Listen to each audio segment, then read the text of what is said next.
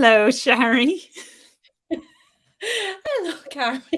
Hello, We're everyone. laughing because 2 seconds before we went live, I nudged something. My laptop fell off the desk. It pulled down all the lights behind it, and it just all went horribly wrong.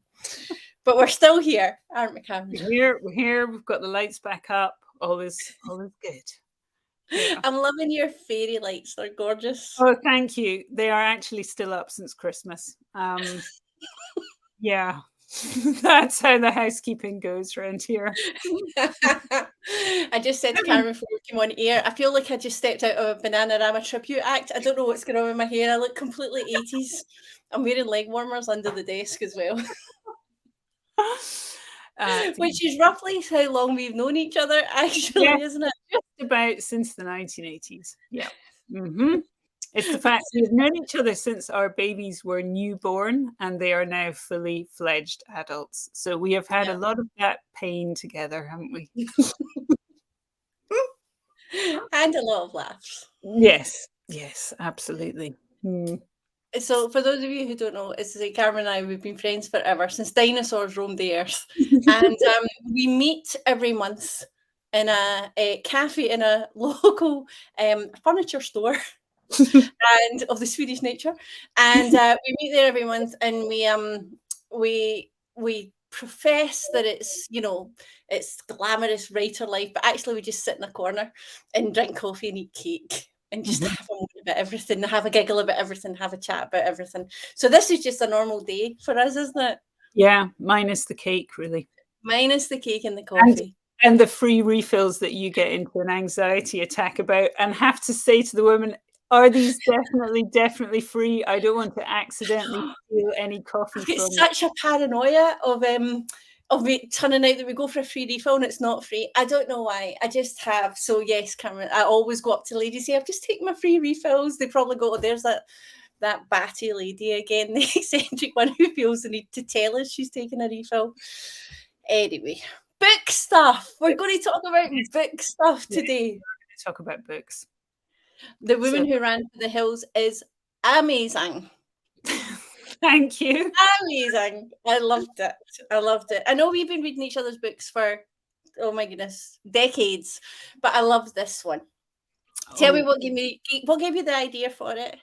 I think I wanted to talk about those times when literally everything goes wrong. And it's a kind of like, it's never just one thing. It's never just like, oh, I broke up with my boyfriend. It's always, oh, I broke up with my boyfriend and I lost my job. Oh, and by the way, I smashed my kneecap and I had to move out of my house. So it's that kind of, when literally everything just goes totally pear-shaped.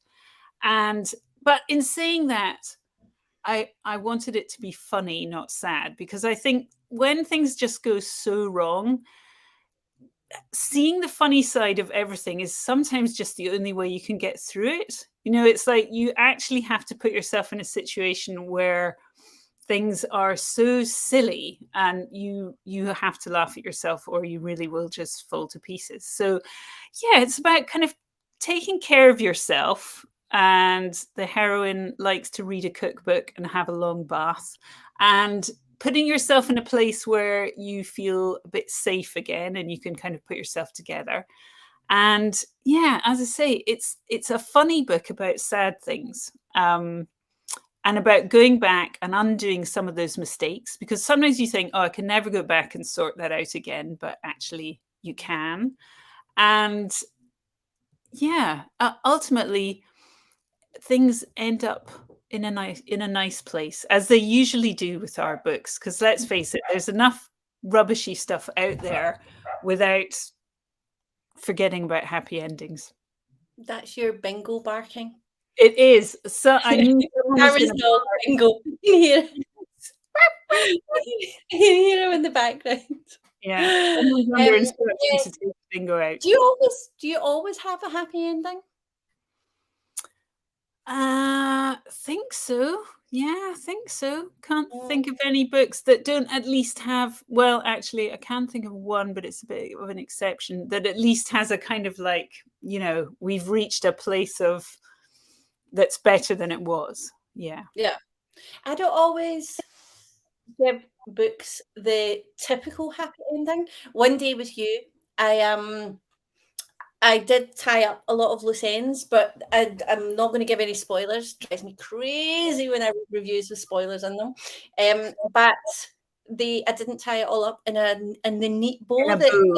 some people expected. Mhm. Um, because I always like to go back to things. I always like to, pick out storylines from books or characters and then go back and see them again and see how they're doing a year later or 2 years later. So that's like a little teaser for what might be coming next. And you've had all your Annie Valentine's back out again as well, haven't you? Yes, Annie Valentine got a I makeover, love Annie which Valentine. Annie Valentine should hang out with us. yes, I think in spirit she probably does. So yeah, I would say those books got a lovely makeover. Love the new covers, and yeah, let's just say I don't think we're going to be stopping at 6 because Oh, really, if people ever get in touch with me, it's usually to say, and by the way, when are we going to hear more from Annie Valentine? And also, I think it's just interesting to know what is she and her family getting up to next because yeah. with so many moving parts in those books, it's like, where is everyone? What are they doing? What's happening? Mm. And I don't think that there's a time scale for that. I mean, my first book ever was What If, which I wrote in 1999. And then we re-released it. Boldwood re-released it a few years ago for the 20th anniversary of its publication. And then I went on and wrote the next two sequels. So the sequel was written 20 years after the first book. Yeah, I mean, and I mean, if you look at obviously Sex in the City, and then they've brought back terrible title and Just Like That, it just makes me think of What do you Tommy. think? Are you watching it? But I am watching it, and I probably because I'm just a mega fan, and I can't. But sometimes I think maybe I should just watch it with the volume turned down and enjoy the costumes, because. But I mean, it's interesting that they felt well just because people aren't in their 30s anymore, we still want to know what's happening with them. Yeah, are you watching it?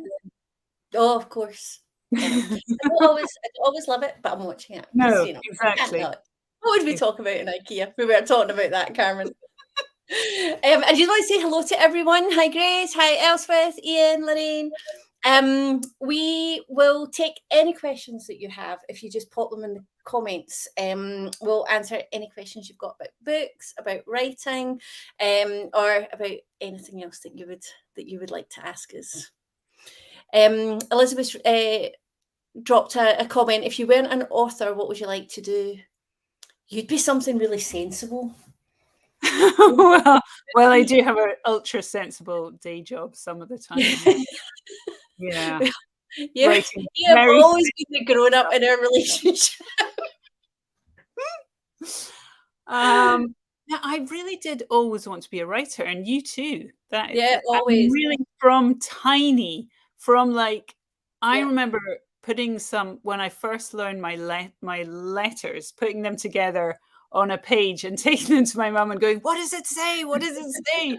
She's like, blah, blah, blah." I just think it was always the most exciting idea to write stuff and people would read it. Yeah. I was the same. I mean, I had loads of other jobs because obviously I had to support myself until I became a earning writer. But I used to, I've said it many times, I used to read Jackie Collins books using the light of my electric blanket so that I wouldn't get caught up at 2 in the morning still reading a Jackie Collins book.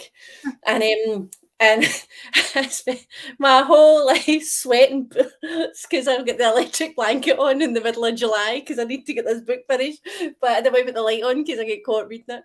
So yeah, and I've also even from then I always wanted to be a writer. I mean, I've done I had loads of other jobs. I ran nightclubs for a long time and travelled and ran nightclubs abroad and did other jobs, but writing was always, although I didn't start writing till I was 30. So it was always what I wanted to do. And I don't think that there's a time limit. I've said before as well, I didn't go to college or university. I didn't do any creative writing classes. I just, not that, and all of those things are great. All I'm saying is you don't have to do all those things. I think, if you're a storyteller, you're a storyteller, and it's never too late to start writing. It's never, there's never a circumstance where you think, oh, I'm not prepared to do this. If you've got a story to tell, just sit down and write it and, see what comes out. Ian Wilfred, hi Ian, I love Ian's books. He's saying, Shari, your writing process always makes me smile. That's because it's haphazard and in a panic, I would say, would be the way to describe my writing process. Has it changed in recent years? No, only I get even more haphazard and more You've in made a the deadline's even shorter, haven't you? Carmen will vouch for this. I still, every time, I think I think I'm on book 6 in the last 10 months or something. I've written quite a few books in the last 10 months, but I still panic. I still, cell phone Carmen going, I can't do it. I'm rubbish at this. What am I going to write about? What am I going to write about? I've changed my mind 17 times, and my deadline's next Sunday. I still have those conversations, and I always thought, I've been doing this for 20 years, and I always thought I would reach a point where I would be, calm, and I would think, okay, I can do this. I've got this.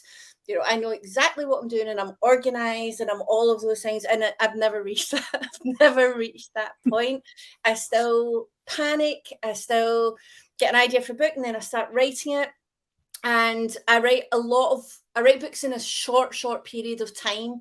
I write, high word counts in a day, just because I'm in such a panic that I find it better to write it in a short period of time and write it really quickly. So, I'm not even going to tell you the word count I put in the day, because people will say, no, you don't. But this Carmen knows that, I will hit really high 8, 10, 12,000 word counts in a day, but I don't stop, and I'll fall asleep on my keyboard, and then I wake up and I just keep typing, and then I fall asleep on my keyboard, and then I wake up and I just keep typing. I have a theory that you totally need to keep the really complicated knitting pattern in your head. If you see what I mean. You're absolutely right. And I that need to stay you in the can't world. drop it. That if you kind of go away, you wouldn't be able to kind of like come back and pick it up again. You're so right. And I've tried, I have tried over the years to be, to plot books out and to plan it all. And, how many times have I said, right, this is it, Carmen. And the next one, I'm going to write a solid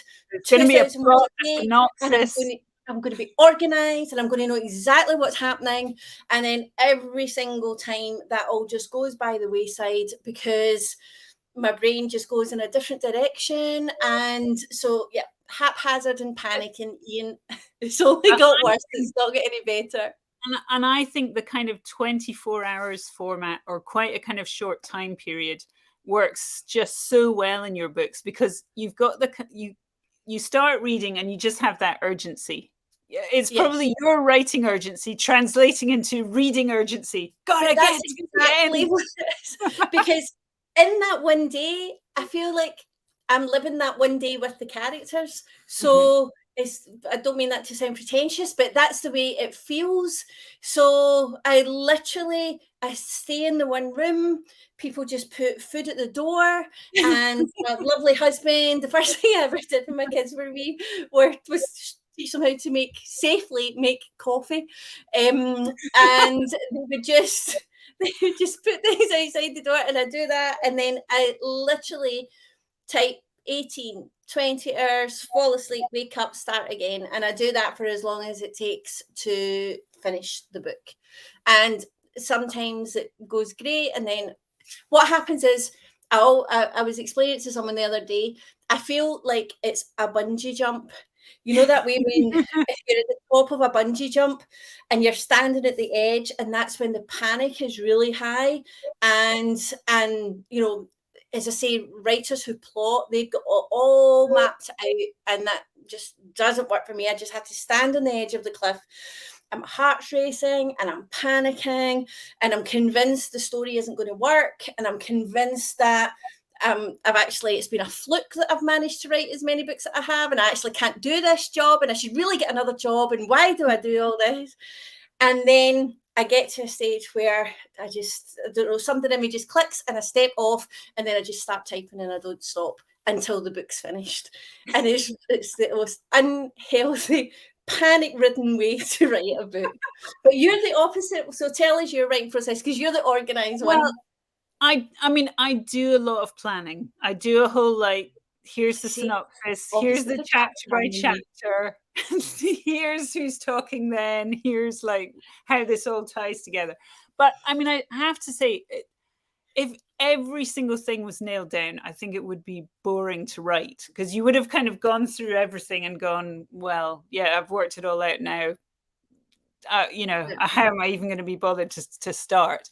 So I think it's a bit like when you have your Google Maps of the start of the journey versus once you're in the car actually driving. Quite a lot of things can still crop up, and quite a lot of things you go, why did I pick this route? This is a stupid route. We should have done something completely differently. It's not as if things don't change on the way. They do. yeah, You have to do a detour, and you get stuck at lights for much longer than you thought you would, etc., etc. And I think it always does start out like, oh, 2,000 words, and it's all going to be fine, and blah blah. And then as the deadline approaches and you get kind of deeper and deeper into it, yeah, I think you're entering that whole panic, get words done, needing to stay with it for much longer yeah, periods. So, as I say, you don't drop the knitting, which is my yeah. expression for when you just lose all the threads. You change something in chapter 20, and then now suddenly chapter 10 no longer works. Yeah, it's. And I think as well, the characters surprise you sometimes, which is the best thing ever. So Yeah. when you're living in their world, sometimes what happens is that you'll be going somewhere, and then all of a sudden, out of nowhere, you can hear this voice in your head, and it's one of your characters. In my books, it's usually Val, who is a character who pops up in a lot of my books, and it's usually Val piping up with something really cheeky or really funny or really sarcastic, and I think, oh, okay, Val thinks this is what should happen, so I'll go in that direction. So the characters do kind of lead you. Take And I on a think life. you're right what you say. I generally write from 4 perspectives in alternating chapters, and I don't put anything down on paper at all. I don't take notes. I don't write anything down. So I've just got it all in my head as I'm writing it. So I need to stay in that world, because if I go away, Carmen, you know what I'm like. I forget everything. If I went away and for a couple of days and came back to it, I would have no clue what I'd written. I'd have to read the whole thing again. I would have no clue what I'd written. I'd have no clue what I was thinking of, doing. I would have no clue where everybody was. I would just have to go back to the start again. I like the structure of the one day Yes. the setting. I do like writing to a structure of. So I mean, I guess it's the only structured thing in my writing is the fact that I do tend to write to 2,000 word chapters. I don't know why. It's just a rhythm that I feel really comfortable in. So I think that sticking to that and just staying in the world, I would say that is the secret to it. Helen, hi Helen. Helen is asking, do you ever get stuck for ideas for a new book? Do you, Carmen? I would say I worry about getting stuck. I worry about not being able to think what's going to come next. But always when I'm writing one thing, little ideas just bubble up. And the thing is, I think once you've written a couple of books, you've kind of got the experience to know how much of an idea you need, and what other strands you would need to bring into it to make it sort of enough for a book. But I would pretty much say that anything can give you an idea, but in some ways there are some kind of long running themes for me, and I'm very much writing about working mums. They tend to be my kind of central characters. There's a lot of kind of that family comedy, and a lot of the books have covered children at different ages and stages, and that kind of what family life is like when your children are small, what family life is like when your children are teenagers, and all that, the kind of different rhythms and things that go along with those ages. And I would say that in some ways, you just want to kind of open up, just be open to being creative, because as soon as you have some ideas, you have more. I think it's actually a bit of a muscle in your brain that, you know, there's a kind of creativity muscle that you need to get out there and exercise sometimes. And the worst thing is when you read a book or even hear about a book that is the same idea and you're just Yeah. like, no, no, everyone's going to think I copied that. But in fact, it's just like it was in the ether at the time or whatever. Yeah. Yeah, I think you're absolutely right. And I think as well, I think that I have components that I like in a book. So I do need to get, it takes me a minute. As you say, ideas pop in and I'll, sort of think them through and think of, if there's enough there or not. But I do like to have components in every story. So I like to have multi-generational characters. So I always like to have older characters, younger characters. I like to have a mix of male and female characters that all kind of more or less take the same space on the stage.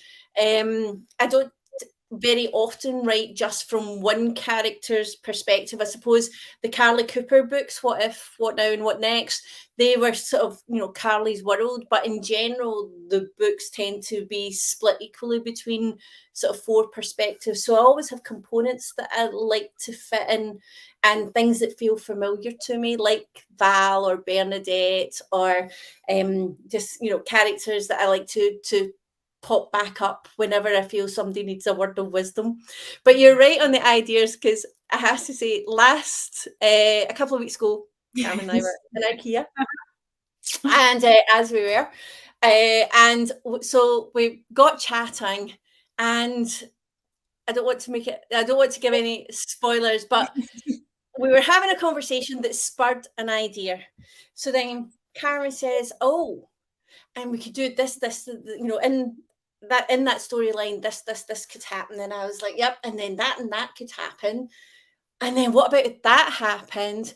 And then before of it, we'd fleshed out this whole book, but Carmen had the original nugget. So I was like, okay, you've got 6 months. If you don't write the story, I'm writing it. That's where we are. It was very much we should do it together. We should do a shared. Probably should. We Yeah. should do it. We've never tried that, actually. We've never No. tried to write together. We couldn't. I know. I'd have to give you a synopsis, and you'd be like, "Ah!" And you'd say to me, "I need it back by 8 o'clock tonight," and I would be like, "Oh, full scale panic." You know what I'm going to ask you about now is the responsible sister and the irresponsible sister in one moment in time. It actually really made You me think think. it's based on you and I? Well, it really made me think, because I obviously am the responsible sister. Well, in our family, we have family of 3 girls, and it's 2 responsible sisters and 1 utter mad woman. And it did just make me, it made me have that moment when, the big sister has, this irresponsible sister in your story, she's a grown up, but the big sister has the airline ticket and the passport, and she rocks in from her next wild night out, sort of 20 minutes before they're due to leave for the airport. And I did just think, the irresponsible sisters make us the boring responsible sisters. And it's like, you're allowed to go and have those fun lives at our expense. No, I don't know. So this is the storyline in One Moment in Time, which is the latest release. And so yes, I have a responsible sister, and then I have Millie, who's the irresponsible sister. But I never felt it was as cut and dried as that, because I don't feel I'm one or the other. I'm both of those sisters. So while I know you know that, so while I, when there's something in real life, when there's something that needs done, I am mega organized. I will research to death. Have we got this? Have we got that? Have we got this? Have we got that? I read a thing the other day, and it said, in every relationship, one person is the person who, or when they're going on holiday, organizes the passports, the travel arrangements, the taxis to the airport, the flights, who does all the packing, who organizes, the babysitter for the dog sitter for the dog, who does all this. And then the other person is the one who just shows up at the airport and asks where they're going. And my husband and I are like that, aren't we? John and I are just like that. John has no, he doesn't care. He just shows up. What time are we leaving for the airport? Where is it we're going again? And I've got everything down. But That's because I've been forced to be a grown up. I really resent being a grown up. You and I have regularly as well, because although that's the person that life has forced me to be a functioning adult, the irresponsible sister is the person I am on the inside. That's who I am. I am definitely the person who likes to party, who likes to have fun, who likes to do haphazard things. Before I settled down, I mean, as you know, John and I met and we got engaged a week later, and that's the person that I used to be before the world forced me to be an adult and be responsible. So I like to put both people in the book just to remind me who I used to be once upon a time. Were you ever wild? You were never wild, were No, you? I'm never wild. No, I don't have a wild bone in my body. Except I do think that being a writer is it's the ultimate rebellion though, isn't it? Because it's like I get to sit at home and make stuff up. So I think I'm going to change from my night pajamas to my day pajamas. Exactly. So I kind of think that is the extent of my rebelliousness at the world is, well, I am a writer. Yeah. I have told this story this anecdote before, but it's absolutely true and it kind of sums up what we're talking about. I was going to Carmen's house for dinner and I rushed in. It was late and I remember I had on ripped up jeans and a Guns N' Roses t-shirt, hair flying in the wind. And what are you going to say? I'm worried now. No, but I rushed in. I was like, Carmen, I've just an idea. I know what I'm going to call my next book. And you were like, okay, what is it? What is it? And I said, I'm going to call it Love Hurts If You Use a Whip. And you were like, come and sit down. Have a cup of tea. I think we have to think this through. Maybe just tweak that a little bit. Just tweak. I can't even remember what we called it in the end. I'm not even sure. I think that might have been Temptation Street, actually. I'm not really sure. That was a good title. That's why I need my responsible my responsible writing sister in you. I'm just looking at the comments. Fiona Jenkins has come on. Hi, Fiona. It's lovely to have you here. If anyone has any questions, just pop them in the comments. Fire them over. I think somebody did ask earlier, was it Grace? And she said, what do you like to read? Yes. What do you like to read? Before we answer that, can I just say, Grace, thank you so much. Like Fiona, like so many of the people who are listening, you leave lovely comments about our books and we read them all and we see them all and we really appreciate it. So thank you so much for reading them and for letting us know that you're enjoying them. Yeah. Sorry, Carmen. So I interrupted you there. So what do you like? Well, to be honest, I pretty much read anything. I mean, I was that kid that read the back of the cereal packet and I will pretty much read anything. Apart from I read the occasional kind of dark and creepy and horrifying book, maybe once or twice a year. That's not really my cup of tea. But otherwise, pretty much anything. And I don't read an awful lot of the kind of books I write because I kind of find it helpful to read lots and lots of other things because that sort of informs the ideas for my books. I read a lot of like really kind of starchy Victorian history novels and interior design books. Pretty much anything. But I don't know. How about you? Do you think you would write a Victorian novel? Starchy Victorian novel. I don't know. You love all the research, don't you? I do zero research, but you love all because all my books happen in real time. Yeah, I mean, obviously, Annie Valentine books, the research is quite fashion based. That's obviously lovely research, which is go on Net-a-Porter, figure out what Svetlana should be wearing next. Yeah. Well, no, I like to. I'm a bit like you. I don't read a lot of books of the type that I write. I do read some, and I always love that genre. But I'm always just really scared that what you said earlier on, that I'll read something, they'll think, oh no, I can't use that storyline now. Oh no, oh, what about that one? It makes me, it probably makes me a little bit anxious. So if writer friends have books out, first things that I always read, I read to be honest, I read whatever the Boldwood authors are bringing out next. So we're both with the same publisher, with Boldwood, and it is the most eclectic, amazing selection of authors. Where there's everything in there. There's sagas. I love a saga. There's sagas, there's contemporary fiction, there's historical fiction, there are brilliant thrillers. I think next on my pile is Kerry Beavis' new book, which I'm desperate to read. It's called The Boathouse. And so I love whatever Boldwood have got coming out next. We obviously, we get to see what's coming out every week. We get a sneak peek, and I love to do that, because that crosses the whole spectrum. And Boldwood is, we've said this before as well, it's quite, I love the energy in our company. It's a collection of writers who all really support each other, which more than any other publisher that I've ever been with, the writers all support each other, and I just think it's a really special place to be. So so that would probably be my answer to that one. Whatever Boldwood has out next is probably what I'm reading at any given time. Tell me what you're working on now.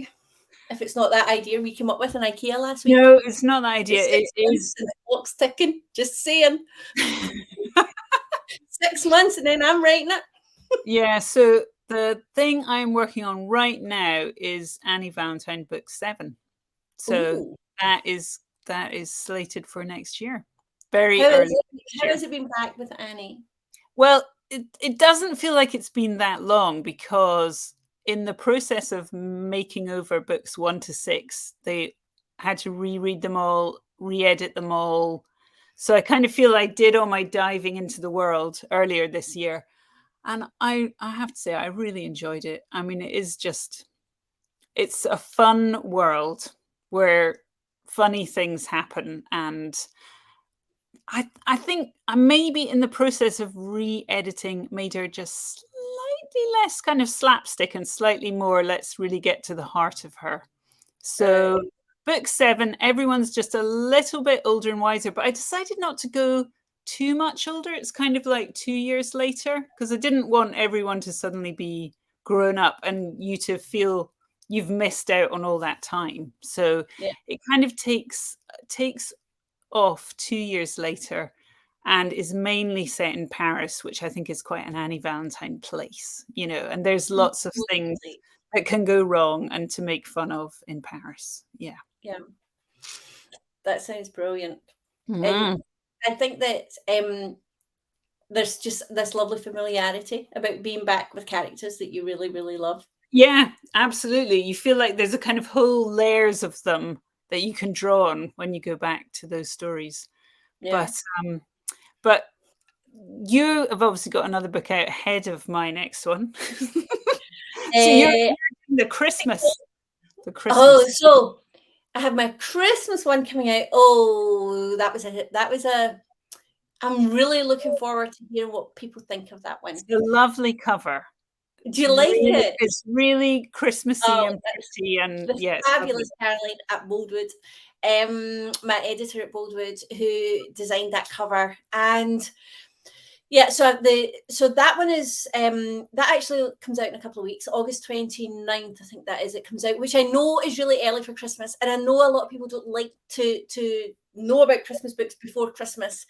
But there's a lot of people who do. So if you don't want to read Christmas books till December, absolutely fine. But if you like to, get in the mood in sort of September and October, then that book will be there.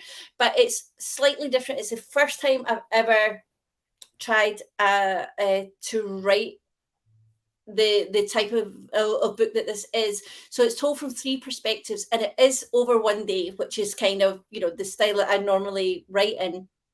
And however, it's slightly different. So it's set on Christmas Eve. It's called One Christmas Eve, and it covers a 29-year-old woman called Eve, and she's in 2023. She lives in Glasgow, and she's just had a massive shock because she's discovered that the man that she thought was her father wasn't her father.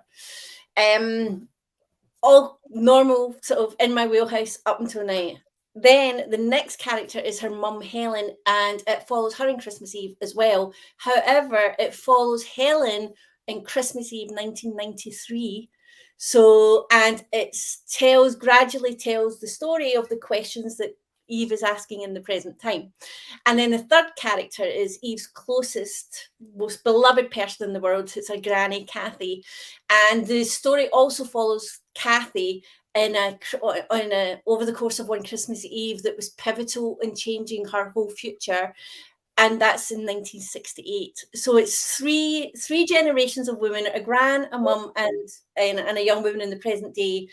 And they're all going through a pivotal Christmas Eve in their lives that has repercussions for the future generations, but in different decades. And there is no way I could ever have done it if I had, as we were talking about earlier on, if I had sort of just written tidbits at a time. That one had to stay in my head because I was writing 3 characters in 3 different decades, and I needed to be just 1,000,000% immersed in that one. So that one comes out August. But at the moment, I've got 2 on the go. I'm just about to finish one that is going to be out next January. I do have a title for it, but I don't want to say in case it's a bit of a spoiler as to what it's about. But it is another one-day book, and there are a lot of characters in it that you've met before. That's all I'll say about that one. And then, of course, I also write books with Ross King that are my thrillers. They're sexy Hollywood thrillers. So Ross and I are putting together the next one of those, which will be out next summer. So 2 on the go just now. One already in the can and coming out in 2 weeks' time, and then another 2 on the go. One of those will be out January, and the book with Ross will be out next June. I think we're looking at for that one. So juggling it all. What about you, Richard? The next one is January. Yeah, so we can reconvene. We can reconvene, do a January Facebook. Do you have a title for that one yet? Is that the next Annie one? That is not finalized. Okay. So, yeah. Tell me an idea. I'll bring you. I'll tell you an idea. Do you know people are going to think we're endorsed by IKEA? I would love to be endorsed by IKEA. I think these bookshelves, yes, they could bring another bookshelf. Those frames behind this. Oh, see? If Mr. IKEA is watching. Yeah. Meatballs for life. I could happily be endorsed by them. But it just so happens that the local IKEA store is equidistant between my house and Carmen's house. So we meet in the middle. We've just another question from Lindsay. Hi, Lindsay. It says, how did you both get started or first published? Carmen. With difficulty. I think everyone's story is a bit with difficulty, isn't it? I mean, so as I say, I'd always wanted to be a writer. And I went to uni and did English, and then I became a journalist. And honestly, if anyone is less suited to being a journalist, it's me. People I was interviewing actually used to say to me, I think you might be too nice for this job. You do not have a ruthless bone in your body. Yes. Unfortunately, I can't take advantage of anyone. So I was a journalist for first of all, local papers, and then for some, national news agency. And then I basically did some shifts for some national newspapers as well, and features and that kind of thing. But anyway, so I always knew I wanted to write books. So I decided, well, no problem. I'm going to go on maternity leave, and that'll be an excellent opportunity when I'm not really doing anything that I can write some novels. So yes, quite a lot of months later, I was sort of pecking away at this book idea. And I did that thing of sending off an idea and some chapters to some agents who all said, you need to go away and write that book. And well, in fact, most of them said, no, not interested in this. But then there was one person who said, go away, write the whole book, and then come back to me. So yeah, it took about another year. I mean, you look back now that you can write at at pace and you go, what was I doing? But I did have a small baby, which probably makes a difference. That's a really good excuse. That is... Yeah. So when I finally wrote the book, it then took ages to kind of edit and re-edit with all the agents' feedback and ideas.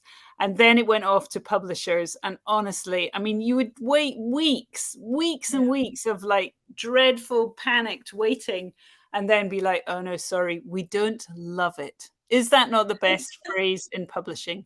We don't love it. They kind of think that's how to let you down gently.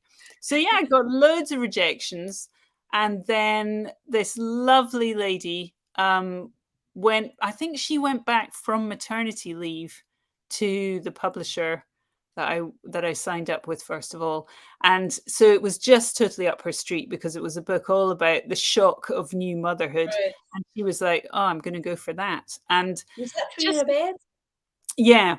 It was, okay. So it just sort of went from there, 2-book by 2-book deals. And that was where it began. Yeah. My story's slightly different. So, as you already know, so I was 30. All I wanted to do was be a writer and have children. And we'd been trying to have children for 6 years. It hadn't happened. We'd tried various different things. And I was having a complete moan one day to my husband when I turned 30, and I said, you know, all I want to do is just be a writer and have children. That's, you know, that's my goals in life. And he, as I've said many times, pointed out that I would have to actually write something in order to become a writer, because I had never written a single thing, nothing. So, and I really, really hated when my husband's right. Really, really hated it. So I was like, right, I mean, I'm going to prove him wrong. So over the next 2 weeks, I had a full-time day job. I worked in sales by that time. And I ran a sales team. It was all over the country. So I traveled. I was on the road from Monday to Friday. So over the next 2 weeks, every night when I would get back to the hotel, in whatever city I was working in, I would write words for this story that I had in my mind. And by the end of 2 weeks, I had 10,000 words. The first 10,000 words I ever wrote in my life. My first attempt at writing, I had no idea what I was doing. Not much has changed, really. In 20 years, it's still pretty much the same. And I sent it off to a whole lot of agents and publishers. Somehow managed to get an agent who came back and said, okay, you know, I like this, let me send it out. And sent it out to a lot of publishers, and came back to me about 3 weeks later. The deadline had passed that she'd asked publishers to get back to her. Nobody had come back to her, and she called me. I had taken the day off work, which I never used to do, but I just wasn't feeling great. And she called me and she said, you're never going to believe this, we've got an offer. So it was, somehow managed to get an offer in the first 10,000 words I ever wrote. But the caveat to it was, they said, could they have the rest of the book now? And I said, well, if you could just give me a couple of weeks to just tidy up the rest of it, and then I'll send it, because I hadn't written a single word, not a word. All I had was the 10,000. I hadn't written anything else. So I was like, of course I've got the rest of the book. I'll get that to you as soon as I can. No problem. Meanwhile, one of my boss saying, I'm sorry, I have to take the next 2 weeks off on annual holiday. And then about 20 minutes later, my husband was sort of in the kitchen. John was, you know, he's like, oh, it's amazing, you have a book deal, that's fantastic. I still couldn't quite believe it. And he was in to pop the champagne.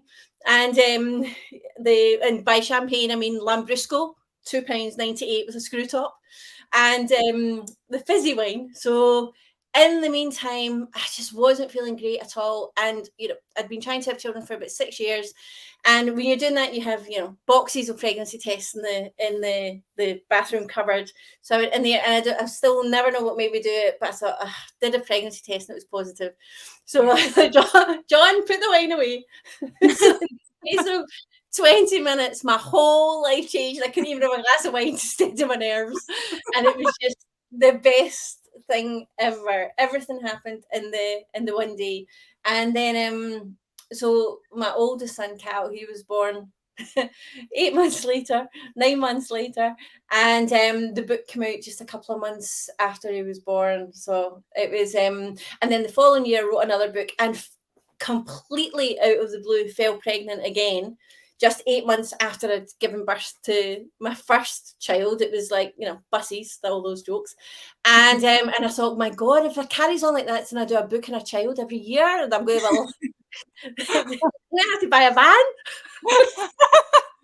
And do you, you will of course remember the day that we met when we were both breastfeeding our second children, and we had to meet for this rock and roll glamorous author photo shoot. I've never been on a more glamorous photo shoot before or since. That was it. That was the pinnacle of author glamour. Why did I not buy the satin trousers that they got for me that day? They were the most amazing trousers ever. No idea. It was you and me and our lovely author friend Lennox Morrison. And it was a Scottish magazine that was doing a feature on writers, and they asked the three of us to take part. But you're right, we were both getting more and more top heavy as the session went on. It was like, we are gonna have to leave soon before we actually leak.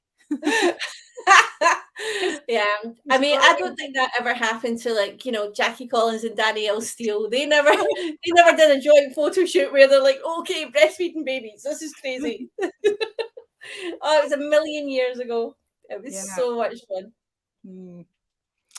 Yeah, where I think the one of the things that I would always say to anybody who writes or who wants to write is find yourself a writer pal.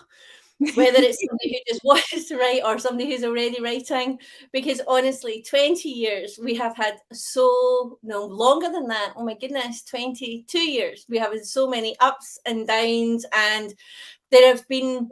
It's quite interesting, actually. It's I don't know if I'm allowed to say it, but I will anyway. There have been times when my career's really up, and then there's been other my times career's really down. And then there's been times when my career has been. We've really kept one another going. I mean, Exactly. Like all the times when I'm like, my career's in the toilet, and yours was doing really well, and we just kind of.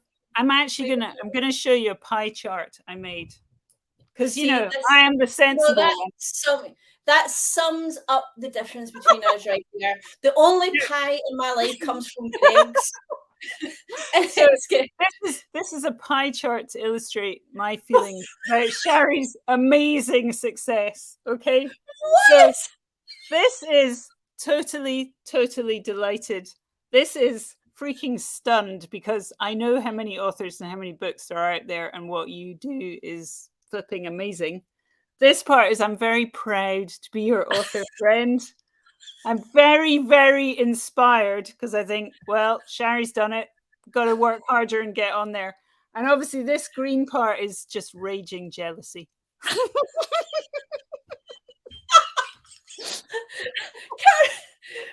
Were you drinking? Well, too many coffees, maybe. I think too. Thank you. I'm going to put that in a frame. Don't throw that out. I'm going to put that in a frame. That's the loveliest thing anyone's ever done to me.